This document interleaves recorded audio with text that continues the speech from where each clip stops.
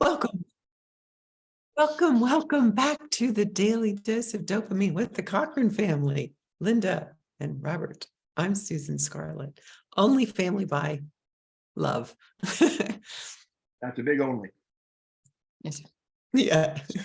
I teased you in on this one to say that, again, we play a lot in the I don't know, right? We have this fun chant, and Linda, where we now, as we put in an emotion of the day and we spin the wheel, we all go, I don't know, I don't know. And the reason is to stoke curiosity and powerlessness into openness, right? And to receipt of whatever is coming, as it were. And just to trust the unknown in a positive way.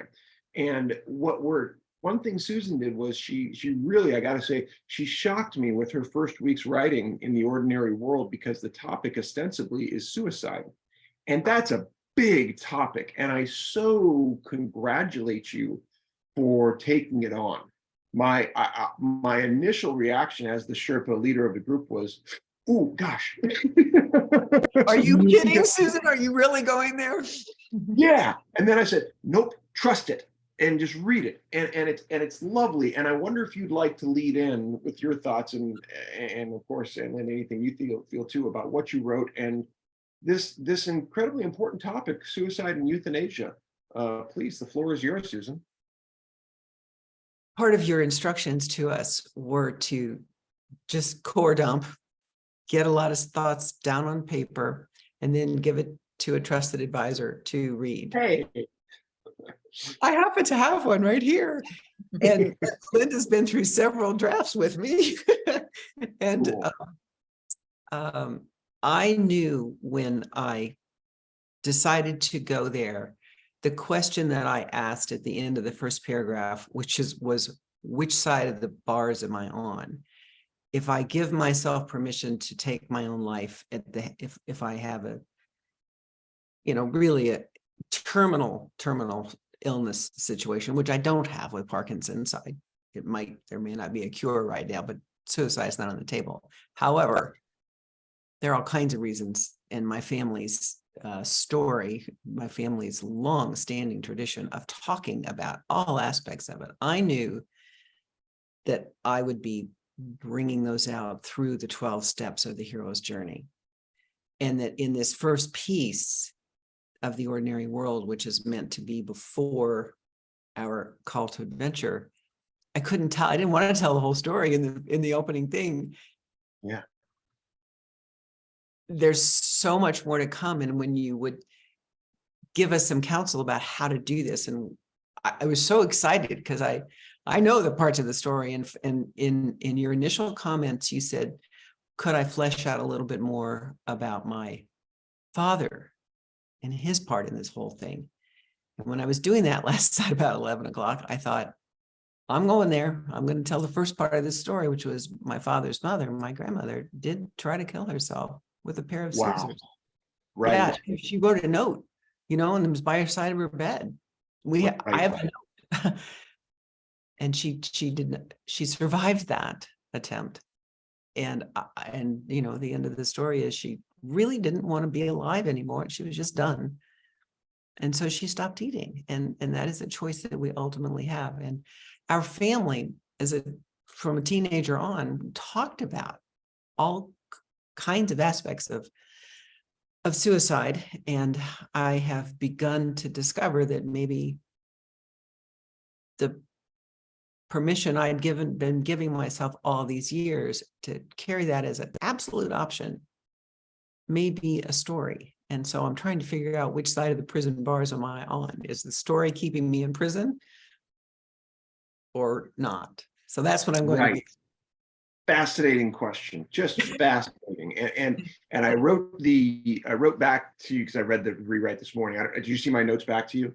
Okay. Yes. So there's a piece that immediately stoked to me. If you have the chance or opportunity to watch that Quality of Death play my friend Ruth did, she explores a lot of this. You're in rich territory. And by the way, Aunt Linda, we're going to run along on this because I really want your thoughts. When Susan presented you this piece, what was your feeling? Well, I thought it was brave and I thought it was important, and think about death probably more as I'm getting older, but not in a morbid way. I've always thought that in this culture that we live in, it isn't really treated with dignity, and it's a hidden thing. And there are some beautiful ways to die, and it isn't. I don't believe it's the end. But I thought it was fascinating because I know of a couple of people. My husband's brother committed suicide about 1.5 years ago,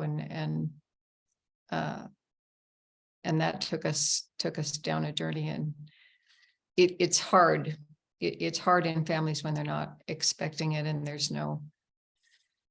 different ways, I think you're hitting on that right there, and this goes back to the story of your grandfather too, right? In a sense, that was a kind of suicide, drinking oneself to death, and the loneliness that goes with it too, because what happens, much like your husband's brother here, is the fear of of the person being isolated, of suffering, and that we couldn't be there for them, right?